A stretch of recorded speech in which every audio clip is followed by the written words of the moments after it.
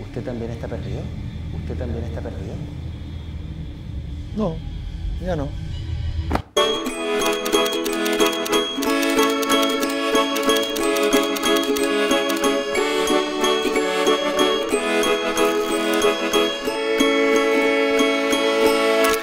Alberto Fuguet, muy buenas noches, gracias por venir a Modelos para Armar un Libro. ¿Cómo va? Muy bien, gracias por invitarme. Libro nuevo. Libro nuevo. Alberto, ¿tienes claro cuánto tardaste en el proceso de escribir este libro? No desde la primera idea, sino desde el minuto en que dijiste esto va a ser un libro y te sentaste a escribirlo. Lo que pasa es que esto partió con un artículo periodístico por encargo. Lo que a veces es muy bueno. O sea, yo que soy periodista y que de vez en cuando ejerzo el periodismo, a uno le molesta mucho y odia a tu editor cuando te plantea un tema que entre comillas no te interesa, que no se te ocurrió a ti. Y en este caso fue un encargo de la revista Etiqueta Negra, una muy buena revista que se hace en Lima, en Perú. Deduzco que los conocía antes, o ya había... La revista no era tan Popular. No tan popular, no tenía tanta historia, creo que era el número 5 o 6. Y creo que había estado en Lima antes y me habían dado la revista o 2 ejemplares. Y quedamos con estas cosas como de buena crianza, podría esto colaborar un día. Y justo me llaman. O creo que me llaman una vez antes o por mail y yo dije no. Y la segunda vez me pillaron como volando bajo, ¿cómo se dice? Y me dijeron, me llamó Julio Villanueva Chan, que era el editor. Y me dice, estamos haciendo un número especial sobre la familia y nos gustaría que tú colaboraras. Entonces yo dije, ¿como cuentos? No, me dijo, no ficción, ni historia real. Todo el mundo va a entregar una historia real. Entonces nos gustaría una historia familiar, que fuera real, y como que nos ha contado. Y de repente yo me ilumino por dentro y digo, yo tengo una, y que cumplía las 3 requisitos. Y se lo empiezo a contar, y como diciéndole, mira, te puedo contar esto, pero no sé si se puede escribir. Pero efectivamente yo tengo un tío que se perdió y que nunca se habla de él y que nunca nadie lo ha buscado. Y me dijo, pues, como dicen los peruanos, pues, ya está, al toque, escríbelo. Y dije, sí, pero no sé si quiero, si corresponde, o si viene al caso. Y no jodas, pana, no sé, o sea, no jodas. Y como que me colgó y me dijo, tienes hasta pasado mañana para entregarlo. Y después de 1 hora o 2 de putearlo, me puse a escribir. Alberto. Y se lo mandé. Eso es la primera parte de tu libro nuevo, Missing. Y claro, ahí surge la idea de hacerlo más ambicioso, de hacerlo mucho más amplio. Claro. Y que tenga, que complete una historia mayor. Pero desde el minuto que tú decides que eso va a ser un libro, empiezas a fragmentar la historia, empiezas a escribirla desde ese instante, ¿cómo sería el libro?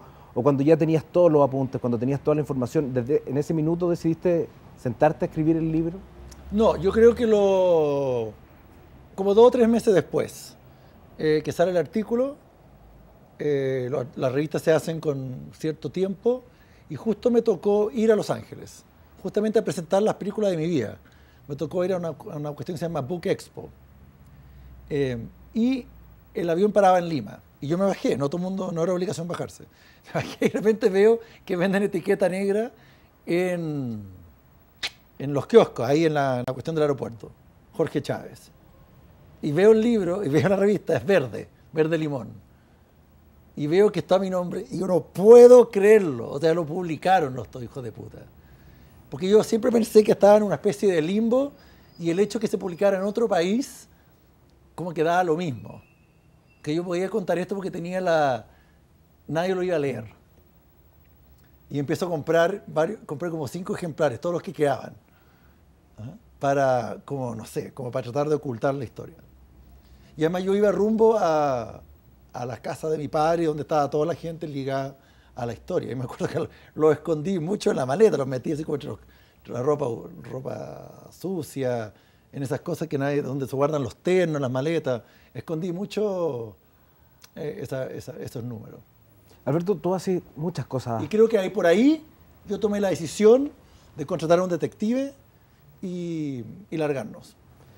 Y ahí supe que el libro se iba a hacer sí o sí. Tú eres capaz de hacer muchas cosas a la vez, o sea, o estar por lo menos en un par de proyectos a la vez.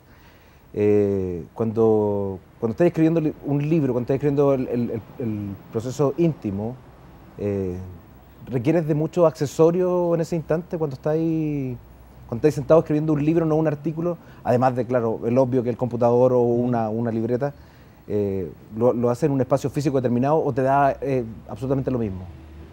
No, yo creo que yo soy la idea de que los libros se van gestando de a poco y se escriben relativamente rápido. Por lo tanto, yo puedo estar metido, involucrado en diversos proyectos. De hecho, buena parte de Missing se terminó escribiendo en Iquitos, por ejemplo, mientras yo estaba investigando una posible película o terminando de escribir Velódromo. Missing ha pasado por muchos libros entre medio. Entre medio saqué 2 o 3 libros.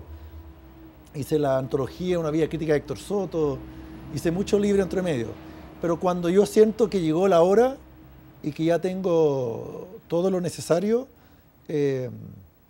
me aíslo. Pero ya no me aíslo como yéndome a la playa o a la nieve, sino como cierro toda capacidad de hacer otra cosa. Que para mí es bien loco porque yo soy capaz de hacer muchas cosas al mismo tiempo. ¿Esa sensación que está ahí en la recta final es una sensación absolutamente visceral o requiere de algún proceso racional exacto, es decir, de tener los elementos que tenía ahí a disposición y decir, estamos? Hay algo de eso, yo lo veo mucho como robar una película. Una película se demora mucho en hacer el guión, en castearlo, en conseguir la plata, pero una vez que estás robando tienes 30 días. Y si está lloviendo o está nublado, tienes que seguir igual. Yo, en la mayoría, buena parte de mis libros se han escrito la obra gruesa en ataques de locura de 3 o 4 meses o 6 meses. Y donde todo se escribe 24, casi se escribe 24 horas. Y es muy de atleta. O sea, yo no soy de la persona que escribo todas las mañanas 1 hora. Yo cuando estoy escribiendo por la última recta de Missing era de 8 de la mañana a 2 de la tarde todos los días. Y después como ver películas y dormirse temprano para despertar al día siguiente. Esa velocidad. Como estar en la Olimpiada. Exacto. Pero esa velocidad o esa voracidad para escribir ha ocurrido en todos los libros que has publicado. Se produce... El más raro, siento yo, fue, pero también quizás la estructura me ayudó, fue Por favor rebobinar, que es el que se demoró más y el que fue escrito más por trozos, por así decirlo. Desde el primer libro que publicaste, de los cuentos de sobredosis, hasta Missing hoy, ¿cómo hay cachado que se ha producido la evolución de la forma de escribir? ¿O no se ha producido ninguna evolución en tu actitud frente a sentarte al computador? No se ha producido mucha evolución. Pero...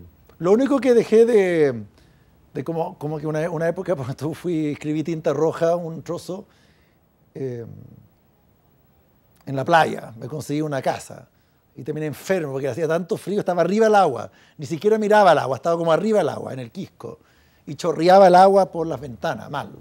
Y no había tele, y entonces al final era demasiado pasarlo mal. Me daba miedo, echaba de menos, no había celulares. Otra época arrendé, no sé qué libro fue, arrendé en el verano un refugio en la nieve, pero siempre nieva ahí arriba, o siempre se nubla y empieza a haber como tormentas de hielo, y era muy el resplandor, entonces no. Eso de arrendar o de aislarse fue una especie de decir, soy un escritor profesional y necesito... Fue pose, yo creo también, sí. Y otras poses o experimentaciones probablemente que la mayoría de los escritores tienden a creer que son factibles para crear, son experimentar con cualquier cosa, o sea, con marihuana, con droga. ¿En algún minuto sentiste las ganas de volarte para cachar qué podía salir de ahí? No. O sea, yo fui a paseos de curso con gente comiendo queque marihuana y me doy cuenta que cuando la gente está intoxicada hablan pura tontera y hacen como el ridículo. Así que yo siempre he tenido mucho respeto, o sea, mucha vergüenza ajena por lo que puede crearse inducido por sustancias raras. No, ahora siento que no hace falta aislarse, digamos. Hay que aislarse mentalmente, digamos. Alberto, ¿cómo? De hecho, Missing se escribió y de un tiempo a esta parte, deduzco yo, no sé de cuál, probablemente desde la película Mi vida para adelante, casi todos mis libros se han escrito en lugares públicos, a la vista de todos. Mucho café, por ejemplo, mucho restaurante, mucha biblioteca pública. Alberto, ¿cómo te autoeditas? ¿Escribes, relees, escribes, relees? ¿Cómo funcionáis en ese esquema? ¿O llegáis a un punto final, escribís mucho y al final revisáis? No, ahí yo creo que tengo algo de periodista que escribo, qué sé yo, 3 páginas y al día siguiente reviso esas 3 páginas y muchas veces no las borro y no alcanzo a aumentar o aumento 5%. Siempre voy partiendo de la primera línea. ¿Hay libros inacabados? 1. Y O sea, hay cuentos inacabados. No, en realidad no sé si hay cuentos inacabados. Yo tengo muchas ideas de cuentos que están archivados. Pero libros inacabados hay unos. ¿Eso no se votan? ¿Quedan en una espera o hay algunos que definitivamente tú decís, no sé, está en un mal momento y lo votáis? Es que solo me ha tocado una vez. Y ahora me hiciste pensar, ¿dónde estará? Creo que tengo carpeta, tengo material. ¿Y cómo tomas la decisión de decir,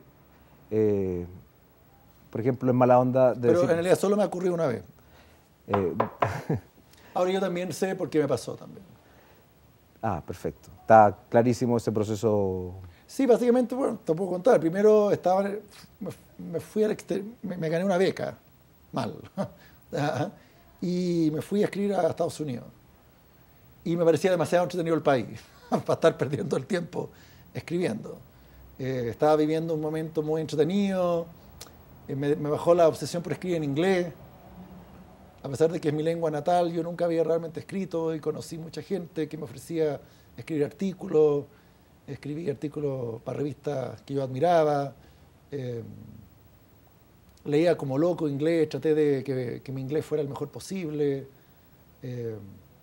Y además era un libro político y justo en ese momento metieron preso a Pinochet.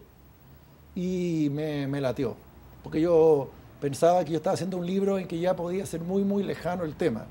Y me parecía como oportunista, y básicamente incluso en CNN aparecía Pinochet. Entonces como que me desenamoré del tema. Alberto, ¿has pasado muchos periodos o etapas de tu vida sin escribir? Yo creo que toda mi vida. No sé, en realidad no sé.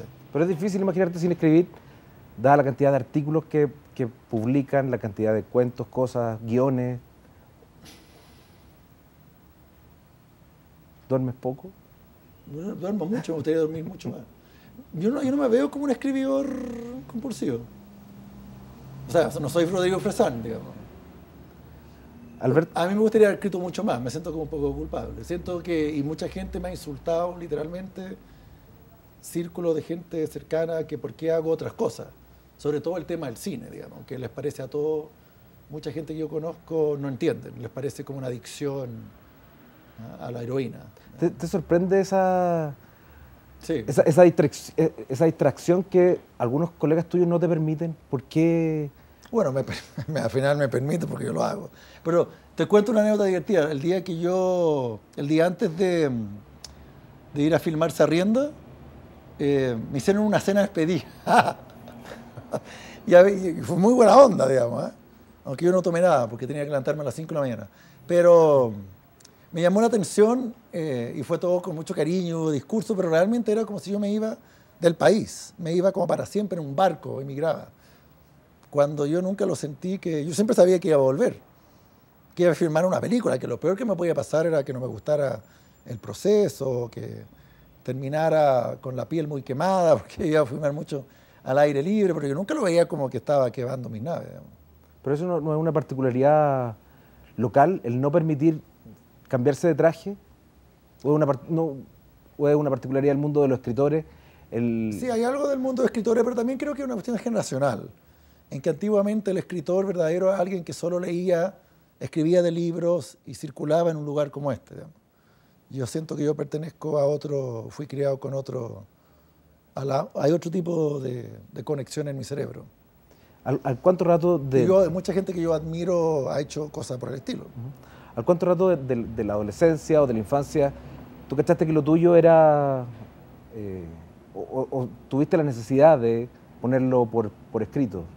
Ni en la niñez ni en la adolescencia. ¿Fue mucho más tardío o...? No, o sea, como a los 21, no sé si eso ya es considerado adolescente. A partir de ese minuto hubo modelos que te sirvieron como camino, como luces. Esto quiero llegar a ser, en esto quiero convertirme. ¿O fue mucho más etéreo? Es decir, voy a seguir por aquí nomás. Sí, nunca lo tuve tan claro, nunca me imaginé que esto iba a resultar. Partió, como muchas cosas en mi vida, como chistes o desafíos. Lo que yo tenía muy claro desde niño y adolescente y todo, que yo quería hacer películas. Eso era como mi meta y yo sentía para lo cual yo había nacido. Y sentía muy claro que yo a lo mejor podía ser un buen crítico. Y sí tenía muy, muy claro que yo podía ser un gran espectador.